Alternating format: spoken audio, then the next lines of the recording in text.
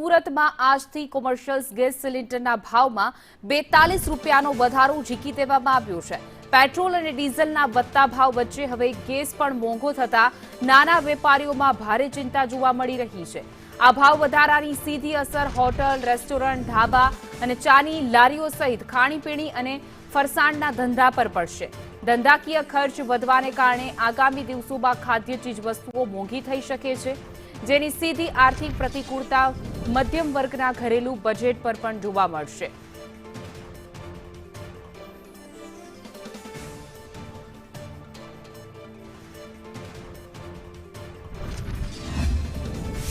અચાનક વધારો કરવામાં ફક્ત ગેસમાં નથી આવ્યો, પેટ્રોલ, ડીઝલ, દૂધ, શાકભાજીઓ, પછી હોટલોમાં તો જેનું બજેટ હોય તે જઈ શકે છે, પણ અમે સામાન્ય માણસો અમે લારી ગલ્લા ઉપર જઈએ તો ત્યાં પણ અમારી પાસે ઓલમોસ્ટ દોઢું બજેટ થઈ જાય છે।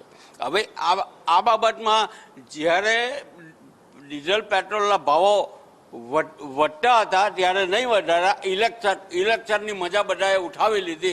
87%, 90% વોટિંગ થઈ ગયું। હવે ત્યાર પછી બધાએ પોતપોતાનો રંગ બતાવી દીધો। અમને લોકોને અમે ગૃહિણીઓ છે, અમારે ઘર ચલાવવાનું હોય છે, અમને બહુ તકલીફ પડે છે। શાકભાજીનો ભાવ વધારો થઈ રહ્યો છે, દૂધનો ભાવ વધારે થઈ રહ્યો છે, ટ્રાન્સપોર્ટેશનમાં વધી જાય એટલે અમારી પર અમારા બજેટનું અમારું વધી જાય છે। એમ કે અમે બહુ જ મુશ્કેલમાં છે। અમે કેવી રીતે આમ માણસ કેવી રીતે જીવી શકીએ? અમારું મહિનાનું બજેટ હોય એટલા પૈસા અમને આપે, પછી અમારે ઘર કેવી રીતે ચલાવવાનું? આ ભાવ વધારો હોય તો અમે ઘર કેવી રીતે ચલાવીએ? અમારું ઘર ચાલતું નથી બિલકુલ।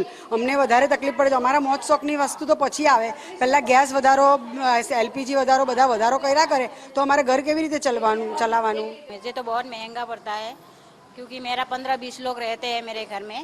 मैं पीजी चलाती हूँ और ऊपर से अभी दूध का दाम भी बढ़ गया है। मुझे 2 लीटर मतलब दिन का दूध चाहिए, तो अगर भाव बढ़ेगा तो फिर मेरा आई हूँ असम से मैं कमाने के लिए यहाँ पे, और असम से कमाने के लिए इधर सूरत में आई हूँ। तो अगर सूरत में पैसा पूरा ख़त्म हो जाए तो हमारे बच्चे से क्या बचेगा? बच्चे के लिए क्या छोड़ के जाऊँगी? मतलब ये तकलीफ पड़ रहा है अभी थोड़ा 2-3 महीने से।